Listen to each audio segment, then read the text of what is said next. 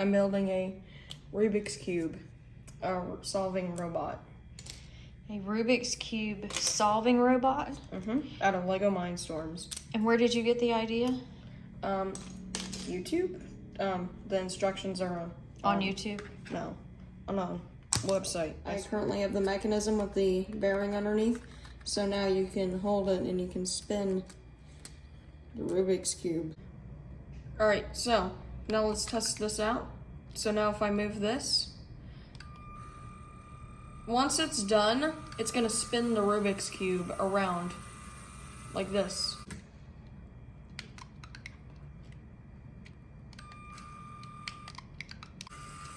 Cool. Housing.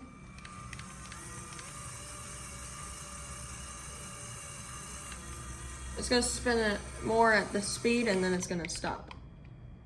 We have a lot of parts laying out there. It's gonna take pretty much almost all of them, I think. I'm not sure though. So we have one of the hands that's going to flip the cube. The basket. Yeah, the basket. You have so many parts on the table, it's actually hard for me to see what you're building there because you've got such a mess going on. There's gonna be wheels underneath this thing to have it more traction so it doesn't like roll, and all the wires are here. Whoa, that looks good. Impressive. How close is it to being ready? Table's a little less messy. Yep, just a little bit though, not too much. You see this arm? Yep. Well, this color sensor is gonna attach to it, so it's gonna read the Rubik's Cube, and then the arms are gonna flip it. It's gonna read every single face, and then it's going to Flip it. bit of more movement. The Rubik's Cube is gonna be read like this, and then it's gonna flip up, so that way the Rubik's Cube can flip, and then it's gonna go back down, and it's gonna go. All right, so this guy is David Gilday, and I may have said that wrong, but he's the guy that wrote the programming to make this, and he was nice enough to share it on the internet so that we could make it. He has a whole bunch of Lego ideas, Lego things. For example, like Spike Prime, EV3, and XT. But the one we assembled is using the new Mindstorms, which is here. The building instructions are, I forgot how to pull them up. Well, that's okay. Let's show the website name. Oh, here's the build instructions. Mindcuber. So you click that. So it's mindcuber.com right there. Yep. And he also has a Facebook that we will try to link in our description. We're not on Facebook, but we will try to drop the link for y'all. All right, so this sensor is gonna scan for the Rubik's Cube to see if it's in the way, and this one's gonna scan the colors.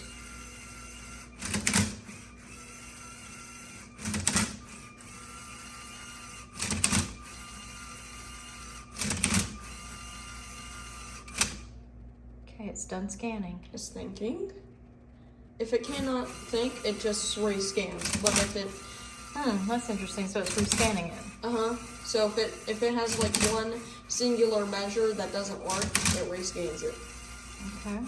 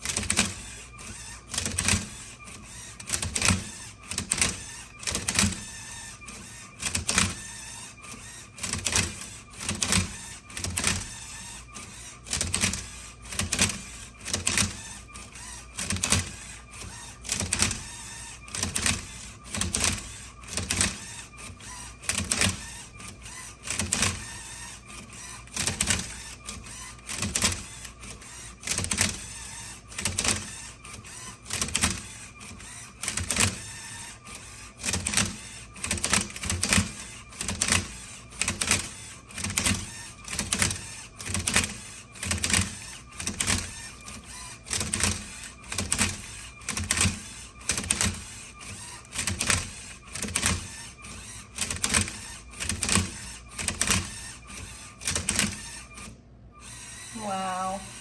That's amazing. Good job. And then we get the cube out, inspect it, and it's completely solved.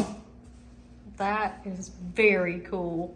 When this Rubik's Cube goes in, it blocks this sensor and it triggers all of its events. Like if I were to put my finger here, maybe it solves a color, I don't know. All right, let's see. It's gonna start scanning. So the light lights up red, then green, then orange, Or red. Yellow. blue. And now it's gonna know, hey, there's nothing for me to do. It's already been solved, so it shuts off. So if I were to do this, it literally just does exactly what I just did, except in reverse, because it scans everything. So I guess if you had a messed up cube, and you really didn't know how to solve it, and you wanted to, like, learn, you could assemble this and put it in That's there. right, if you just had a little bit left to go and you just couldn't get it, you could put it in here. And just like that, solved. Thank you for watching this episode of Chip a Brick.